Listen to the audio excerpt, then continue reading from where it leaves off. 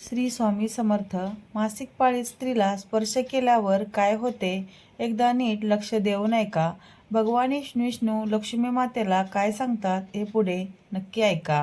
एकदा माता लक्ष्मी आणि भगवान विष्णू क्षीरसागरात शेषनागाच्या पलंगावर विसावलेले होते. तेव्हा लक्ष्मीने भगवान विष्णूंना विचारले, हे परमेश्वर, आज माझ्या मनात एक शंका निर्माण होत आहे. माझ्या या शंकेचे निराकरण फक्त तुम्हीच करू शकता. भगवान विष्णू म्हणतात, अरे प्रिये, तुझ्या मनात जी काही शंका असेल ती न डगमगता मला विचार. मी तुझ्या सर्व शंकांचे निरसन करीन. हे देवा, कोणत्या शापामुळे स्त्रियांना मासिक पाळीच्या वेदना सहन कराव्या लागतात? तर दुसरा प्रश्न आहे की प्रभू, मासिक पाळीत असलेल्या स्त्रीने कोणती कृती कामे करू नयेत ज्यामुळे तिला अपराधी वाटेल? भगवान विष्णू म्हणतात, हे देवी, आज तू मानवजातीच्या कल्याणासाठी खूप खूप चांगला प्रश्न विचारला आहे. तुमच्या या सर्व प्रश्नांची उत्तर देवशर्मा यांच्या प्राचीन कथेतून मिळेल. ही महान कथा ऐकल्याने सर्व पापांचा नाश होतो. कोणीही कथा लक्षपूर्वक ऐकू शकतात, त्यांना सौभाग्य प्राप्त होते. म्हणूनच हे देवी, तुम्ही कथा लक्षपूर्वक ऐका. देवी लक्ष्मी म्हणते, हे देवशर्मा कोण होते, त्यांचे आचरण आणि विचार काय होते? मला ही कथा नक्कीच ऐकायची आहे. कृपया ही कथा मला सांगा, मी ती नक्कीच लक्षपूर्वक ऐकेन. भगवान विष्णू म्हणतात, हे देवी, प्राचीन काळाची गोष्ट आहे. मध्य प्रदेशात एक अतिशय सुंदर नगर होते. त्या नगरात देवशर्मा नावाचा ब्राह्मण राहत होता. देवशर्मा यांना सर्व धर्मग्रंथ आणि वेदांचे ज्ञान होते. तो अत्यंत हुशार आणि प्रतिभावान आणि धार्मिक कार्य करण्यात सदैव तयार असे. सर्व जातीचे लोक त्यांना खूप मान देत असत. तो रोज यज्ञ, दान आणि सायंकाळची पूजा करत असे. त्याला प्राणी, पुत्र, मित्र, नातेवाईक आणि संपत्ती याचे आशीर्वाद मिळाले. देवशर्मा यांच्या पत्नीचे नाव भगना होते. ती एक महान चारित्र्यवान स्त्री होती, सद्गुणी होती. मग एके दिवशी देवशर्मा यांनी त्यांच्या घरी सत्यनारायणाची पूजा आयोजित केली आणि सर्व ब्राह्मणांना वैयक्तिकरित्या आमंत्रित केले. त्यांनी तिथे राहणाऱ्या सर्व लोकांना पूजा आणि भोजनासाठी बोलावले. त्यानंतर पूजेच्या दिवशी सर्व ब्राह्मण त्यांच्या घरी आले. देवशर्मा यांनी सर्व ब्राह्मणांची विधीपूर्वक पूजा करून त्यांचा सन्मान केला. मग त्यांनी सर्व ब्राह्मणांना घरात बोलवून सुंदर आसनावर बसवले आणि मिठाई दिली. ब्राह्मणांना भोजन दिल्यावर त्यांनी भगवंताचे स्मरण केले आणि सर्वांना वस्त्र इत्यादी दान करून निरोप दिला. त्या सर्व ब्राह्मणांनी देवशर्माला आशीर्वाद दिला आणि तेथून निघून गेले. त्यानंतर त्यांनी आपले कुटुंब आणि मित्र आणि अनेक दिवस भुकेलेल्या लोकांना जेवण दिले. अशा रीतीने सगळ्यांना जेवण करून पूजा आटपून जेव्हा ब्राह्मण आपल्या घराच्या दारासमोर उभा राहिला, तेव्हा त्याला एक कुत्री दिसली आणि एक बैल आपल्या घरासमोर बोलत आहेत. जेव्हा त्या ब्राह्मणाने कुत्री आणि बैलाची संपूर्ण कहाणी ऐकली, तेव्हा त्याला खूप आश्चर्य वाटले. ते कुत्रे आणि बैल यांचे आई वडील होते, जे मागील जन्माच्या पापांमुळे या जन्मात कुत्रे आणि बैल बनले होते. मग तो ब्राह्मण मनात विचार करू लागला, हे दोघे खरे तर माझे आई वडील आहेत, जे प्राण्यांच्या रूपात माझ्या घरी आले आहेत. या दोघांना कोणत्या कारणास्तव अशा सजीवांचे शरीर मिळाले? आता यांच्या उद्धारासाठी मी काय करू, असा विचार करून ब्राह्मणाला रात्रभर झोप लागली नाही आणि तो रात्रभर देवाचा विचार करू लागला. त्याने स्वतःच्या पालकांचा विचार केला. मग त्याला आठवले की मोक्षाचा उपाय फक्त वशिष्ठ ऋषी सांगू शकतात. म्हणूनच सकाळ होताच देवशर्मा स्नान इत्यादी कामे उरकून वशिष्ठांच्या आश्रमात पोहोचले. आश्रमात येताच वशिष्ठ ऋषींनी देवशर्मा यांचे स्वागत केले. वशिष्ठ ऋषी म्हणू लागले, हे श्रेष्ठ ब्राह्मण, तू आज आमच्या आश्रमात का आला आहेस? तू उदास दिसतोस. तुझ्या दुःखाचे कारण काय मला सांगा.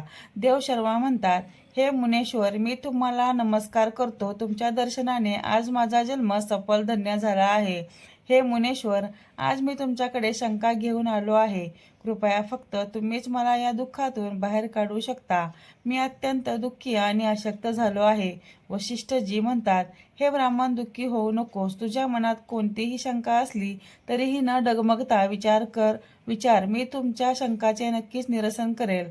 मग देवशर्मा म्हणतात, हे मुनेश्वर, काल माझ्या घरी सत्यनारायणाची पूजा ठेवली होती आणि अनेक ब्राह्मण आणि अनेक भुकेल्या लोकांना मी अन्न दिले. विधिवत पद्धतीने देवाची पूजा केली. तेवढे एक कुत्री आणि एक बैल माझ्या दारात आली. दोघेही माझ्या घरासमोर उभे राहून बोलत होते. सर्वप्रथम कुत्री बैलाला असे म्हणू लागली की हे परमेश्वरा, आज घडलेली घटना एक. आपण मुलाच्या घरी ब्राह्मणाच्या जेवणासाठी ठेवलेले दूध, त्या दुधाच्या भांड्यात एका सापाने तोंड घातले होते आणि त्यामुळे विष निर्माण झाले होते. हे पाहून मला खूप काळजी वाटू लागली. त्या दुधापासून या पूजेसाठी अन्न तयार होणार होते.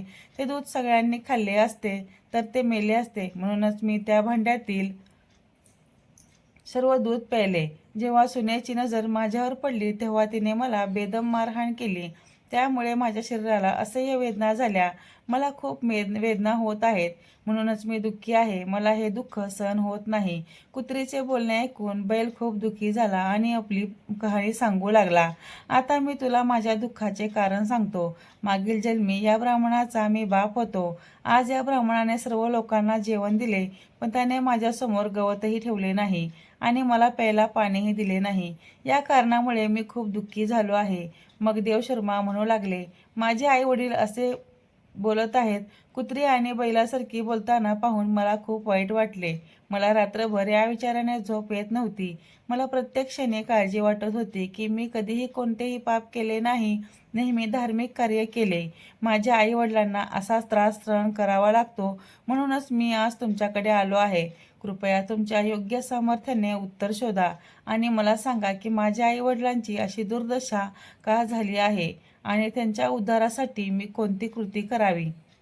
तेव्हा गुरु ध्यान करून त्या ब्राह्मणाला आई वडिलांचे मागील जन्माचे कर्म पाहतात आणि देवशर्माला म्हणू लागतात, हे ब्राह्मण, तुमच्या आई वडिलांनी त्यांच्या मागील जन्मात एक गंभीर पाप केले आहे. त्या पापामुळे त्यांची आज अशी अवस्था आहे. देवशर्मा सांगतात, हे गुरुदेव, कोणत्या पापामुळे माझ्या आई वडिलांची अशी दुर्दशा झाली आहे? कृपया सविस्तर मला सांगा. जाणून घ्यायचं आहे. मग ऋषी वसिष्ठ सांगतात, हे ब्राह्मणा देवशर्मा, लक्षपूर्वक ऐक. हा बैल जो तुझा बाप आहे, मागील जन्मात तो कुंडीनगरचे थोर ब्राह्मण होते. एके दिवशी त्यांनी एकादशीला उपवास करून भोजन केले. एकादशी व्रताच्या दिवशी दानधर्मही केला नाही. आपल्या दारात आलेल्या गायींना त्यांनी कधीही चारा दिला नाही. त्यांनी आपल्या पितरांचे श्राद्ध नीट गेले नाही. त्यांच्या मागच्या जन्मीत तुझ्या वडिलांनी तुझ्या आईची तुझ्या मासिक पाळीत समागम केला होता आणि या पापामुळे त्यांनी या जन्मी बैलाचे रूप धारण केले आहे. आता तुझ्या आईबद्दल ऐक. तुझ्या आईने मासिक पाळी असतानाही जेवण बनवले, धार्मिक विधी करताना देवाच्या तुळशीला पाणी अर्पण केले आणि मासिक पाळी असतानाही तिने ते देवाला अर्पण केले. या कारणास्तव एक महान पाप मानले जाते. मासिक पाळीच्या काळात ती 3 दिवस अपवित्र होती. मासिक पाळीच्या काळात स्त्रीने पूजा करू नये. स्त्रीने या 3 दिवसात केसही धुवू नयेत. यामुळे पतीचे आयुर्मान कमी होते. मासिक पाळीच्या वेळी झाडे आणि तुळशीला स्पर्श करू नये. मासिक पाळीत असलेल्या स्त्रीसोबत सुद्धा समागम करणे. हे कोणी मासिक पाळीच्या कपड्यांना स्पर्श करतो तो ब्रह्महत्येचे पाप करतो. त्यालाही अपराधी वाटतं. ब्रह्महत्येचे पाप मासिक पाळीच्या स्त्रीच्या शरीरात 3 दिवस राहते आणि 4थ्या दिवशी स्नान करून ती पवित्र होते. 4थ्या दिवशी अंघोळ केल्यावर मासिक पाळीच्या स्त्रीने आपल्या पतीच्या चेहऱ्याकडे पाहावे. दुसऱ्या पुरुषाच्या चेहऱ्याकडे पाहणे पतीजवळ नसेल तर सूर्यदेवाकडे पाहावे. गुरु वसिष्ठ सांगतात, हे ब्राह्मण, या पापामुळे तुझा बाप बैल म्हणून जन्माला आला आणि आई कुत्री म्हणून. देवशर्मा म्हणतात, हे मुनीश्वर, आता कृपया माझ्या मातापितांना उद्धारासाठी उपाय सांगा. गुरु म्हणतात, हे ब्राह्मण, कोणत्याही अमावस्येच्या दिवशी श्राद्ध आणि तर्पण कर. आई वडिलांच्या उद्धारासाठी दान कर, गायीची सेवा कर आणि मातेला मिठाई खाऊ घाल. आपल्या आई वडिलांच्या उद्धारासाठी देवाकडे प्रार्थना कर. मग ब्राह्मण तेच करतो आणि मग त्यांचे आई वडील सर्व पापांपासून मुक्त होतात. भगवान विष्णू म्हणतात, माता लक्ष्मी देवी, मी तुला सांगितले आहे की मासिक पाळीच्या स्त्रीने कोणती कामे करू नये. आता मी तुला सांगतो कोणत्या कारणास्तव स्त्रीला मासिक पाळी करावी लागते. सत्ययुगात काल नावाने प्रसिद्ध असलेला राक्षस होता. तो राक्षसी असल्यामुळे त्याचा स्वभाव उग्र होता आणि तो नेहमी लढायला तयार असायचा. मग एके दिवशी वृद्धसुरासह सर्व राक्षस स्वर्ग लोकात चढू लागले. युद्ध करू लागले. त्या दिवशी राक्षसांकडे खूप शक्तिशाली शस्त्र होते, जी देवता सहन करू शकले नाहीत आणि ते ब्रह्मदेवाकडे पळून गेले. तेव्हा ब्रह्मदेवाने त्यांना राक्षसांचा पराभव करण्याचा उपाय सांगितला. हे यंत्र तुम्ही या क्षणी महर्षी दहीच कडे जा. ते तुम्हाला त्यांच्या शरीराच्या हाडांपासून शस्त्र पुरवते. या शस्त्राचा वापर करून तुम्ही सुराचा वध करू शकाल. महर्षी दधींचे आश्रमात जातात आणि प्रार्थना करतात आणि त्यांना शस्त्र देण्याची विनंती करतात. मग जगाच्या कल्याणासाठी महर्षी दधीजींनी आपल्या शरीरातील हाडांपासून शस्त्र तयार करतात. त्या अस्त्रापैकी एक वज्र नावाचे शस्त्र आहे, जे भगवान इंद्राने धारण केले आहे. सर्व देवता रुद्रसुराशी युद्ध करण्यासाठी निघतात. देव आणि दानवांमध्ये भयंकर युद्ध होते. सर्व देव दानवांशी युद्ध करण्यासाठी आकाशात जमा होतात आणि युद्धात तुटून पडतात. अग्निदेवाला आगीच्या हल्ल्याने जबाबदार पेलायला लावतात.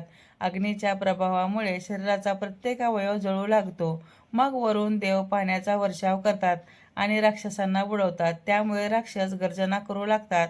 अशा रीतीने अनेक दिवस दैत्य आणि देवतांमध्ये भयंकर युद्ध चालू असते. तेव्हा देवराज इंद्र आणि रुद्रानुसार समोरासमोर येतात आणि दोघांमध्ये युद्ध सुरू होते. त्यानंतर देवराज इंद्र आपल्या वज्राच्या जोरावर रुद्रसुराचा वध करतो. राक्षस रुद्रसुराचा मृत्यू होताच ब्रह्महत्या त्यांच्या शरीरातून बाहेर पडतो आणि इंद्राचा पाठलाग करू लागतो. मग ब्रह्महत्या इंद्राच्या शरीरात प्रवेश करतो. त्यामुळे इंद्रदेवाला ब्रह्महत्येचे पाप लागते. देवराज इंद्र ब्रह्मदेवाकडे जातो आणि याला ब्रह्महत्यापासून मुक्ती मिळवण्यासाठी सांगतो. तेव्हा ब्रह्मदेव ब्रह्महत्येला इंद्राच्या शरीरातून बाहेर येण्याची आज्ञा देतात आणि ब्रह्महत्ये इंद्राच्या शरीरातून बाहेर पडतात आणि ब्रह्मदेवाला म्हणू लागतात, हे परमपिता, आतापर्यंत मी रुद्रसुराच्या शरीरात वास करत होतो, कारण त्याने अनेक ब्रह्महत्या केल्या होत्या. इंद्राने त्याचा वध केल्यानंतर मी इंद्राच्या शरीरात वास करू लागलो. आता कृपया मला योग्य जागा द्या, मी जिथे राहू शकतो. मग ब्रह्मदेव म्हणतात, हे ब्रह्महत्या, मी तुला तुझे योग्य स्थान देतो. तेव्हा ब्रह्मदेव म्हणाले की ब्रह्महत्येचा वध केल्यानंतर तुझा 1/4 भाग अग्नीच्या आत राहील, जो अग्नीला यज्ञ करीत नाही. तुम्ही त्यांच्या शरीरात प्रवेश करता आणि तुमच्या शरीराचा दुसरा भाग पाण्याखाली राहील, जो पाण्यात थुंकतो, मूत्र किंवा विष्ठा करतो. तुम्ही त्याच्या शरीरात प्रवेश करा. मग तिसरा भाग झाडे, वृक्ष आणि झाडांमध्ये राहील, जो विनाकारण कोणतीही वृक्षस्थळ करेल. तो ही ब्रह्महत्याचा पापाच्या दृष्टी ठरेल. तेव्हा ब्रह्मदेवांनी अप्सरांना बोलवून सांगितले, हे अप्सर, ब्रह्मदेवाच्या हत्येचा एक भाग स्वीकार करा. अप्सरा म्हणाल्या, हे परमेश्वरा, तुमच्या परवानगीने आम्ही ते स्वीकारण्यास तयार आहोत, परंतु कृपा करून सुटकेचा काही मार्ग सांगा. तेव्हा ब्रह्मदेव म्हणू लागते, अप्सरांनो, जो कोणी जेव्हा मासिक पाळीमध्ये स्त्रीशी संभोग करेल, त्यांच्या आत हा ब्रह्महत्या प्रवेश करेल. अशा प्रकारे ब्रह्महत्येचे 4 भाग होते आणि एक आगीत, दुसरा पाण्यात, तिसरा झाडांमध्ये आणि चौथा स्त्रियांमध्ये गेला.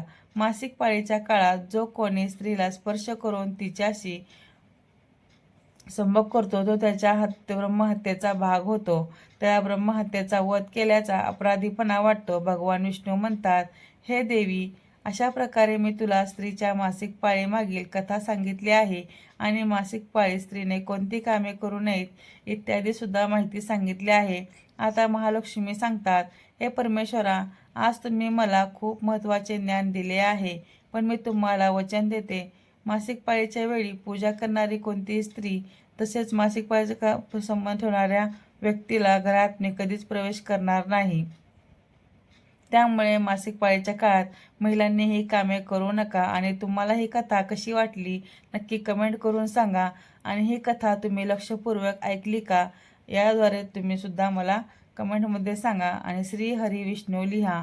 व्हिडिओ शेवटपर्यंत पाहिल्याबद्दल मनापासून धन्यवाद. श्री स्वामी समर्थ.